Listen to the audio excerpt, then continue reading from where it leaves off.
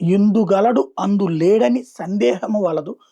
ఎందు ఎందు వెదికినా కూడా శ్రీహరి ప్రత్యక్షమవుతాడంటూ ప్రహ్లాదుడు తన తండ్రి అయినటువంటి హిరణ్యకశిపుడికి విష్ణుమూర్తి గురించి చెప్తాడు.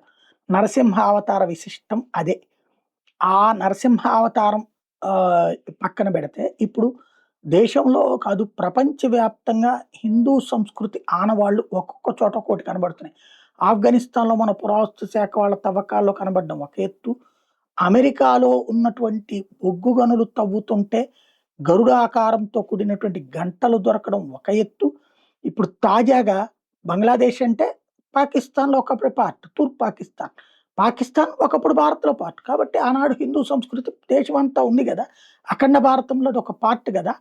ఇప్పుడు అక్కడ తవ్వినటువంటి పురావస్తు శాఖ వాళ్ళ తవ్వకాల్లో సప్తరథ ఆలయం దొరికింది. దీనాజ్‌పూర్ బంగ్లాదేశ్‌లోని దీనాజ్‌పూర్ ప్రాంతంలో జరిగిన తవ్వకాల్లో ఇది ఆలయం ప్రత్యక్షమైంది.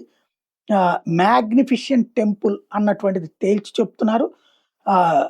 బిష్ణుపూర్ విలేజ్‌లో ఈ ఆలయాన్ని చెక్ చేసినటువంటి పరిస్థితి. వాస్తవంగా తమిళనాడులో ఒక ఆలయం ఉంది. సప్తరథ ఆలయం.